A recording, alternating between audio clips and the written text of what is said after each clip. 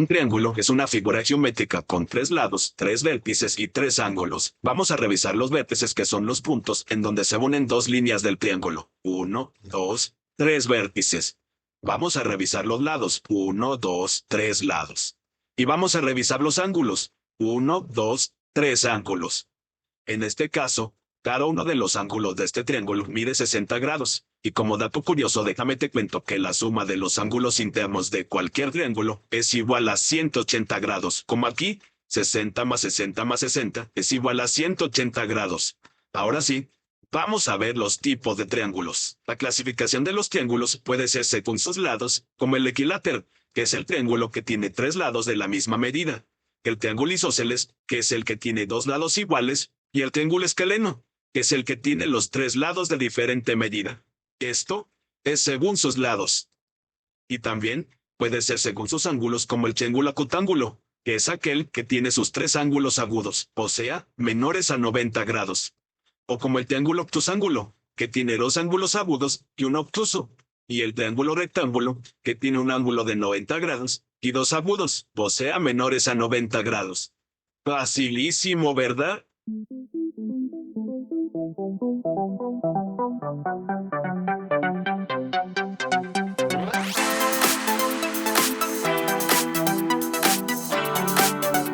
Por entender lo básico. El teorema de Pitágoras se aplica a los triángulos rectángulos, o sea, todos los triángulos que tengan un ángulo recto, o sea, de 90 grados. No importa qué tan largos sean sus lados o en qué orientación se encuentre, si uno de sus ángulos es recto, se trata de un triángulo rectángulo. Uno de los lados, el que se encuentra opuesto al ángulo recto, se llama hipotenusa. Es el lado más largo. Por cierto, la palabra griega hipotenusa significa fuertemente tensada. Los geómetras usaban cuerdas tensas para realizar sus cálculos. Los otros dos lados, los que forman el ángulo recto, se llaman catetos. Cateto significa que cae, porque se usaban plomadas para realizar las mediciones y asegurarse que una columna, por ejemplo, fuera perpendicular al suelo. ¿Listo? Pues bien, el teorema de Pitágoras es una relación entre esos segmentos y lo que declara es que en cualquier triángulo rectángulo, la suma de los cuadrados de los catetos es igual al cuadrado de la hipotenusa.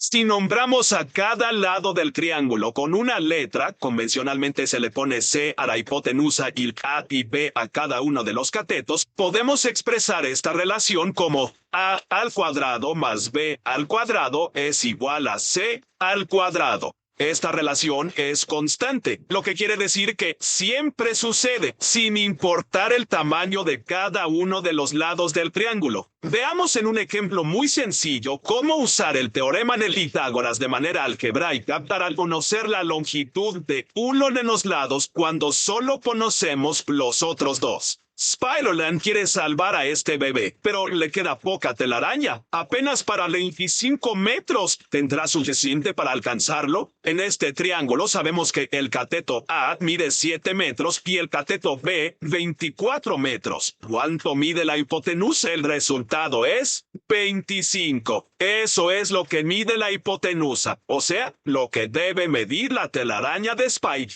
de Fer rescatado. Probemos con nuestro ejemplo de la escalera y el muro. Sabemos que la escalera mide 13 metros y que su punto de apoyo está a 5 metros del muro. O sea, sabemos la medida de la hipotenusa y de uno de los catetos y nos falta saber la medida del otro cateto, 12. Y ya está. La altura del muro es de 12 metros. Facilito. ¿Ves, catetito? Ahora ya te conocemos mejor.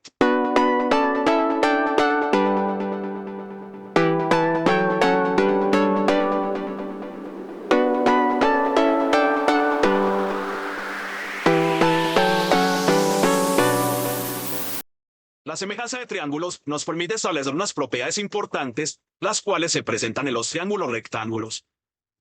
En un triángulo rectángulo, al trazar la altura interior, que es la que sale desde el vértice del ángulo recto y cae sobre la hipotenusa, esta divide al triángulo en dos triángulos semejantes, y cada uno de estos también es semejante con el triángulo rectángulo grande. De la semejanza entre los triángulos 1 y 2, podemos definir las siguientes proporciones. Y de esta proporción tenemos que b al cuadrado es igual a c por y, con lo que podemos definir que el cateto b es la media proporcional para su proyección sobre la hipotenusa que llamamos y la hipotenusa c. A esto se le conoce como el teorema del cateto. Ahora, de la semejanza entre los triángulos 1 y 3, podemos escribir las proporciones que se generan. Y de esta proporción, que al igual que en el caso anterior, a al cuadrado es igual a c por x. El cateto A es media proporcional para su proyección sobre la hipotenusa que llamamos x y su hipotenusa c. Al igual que el anterior, se le conoce como el teorema del cateto.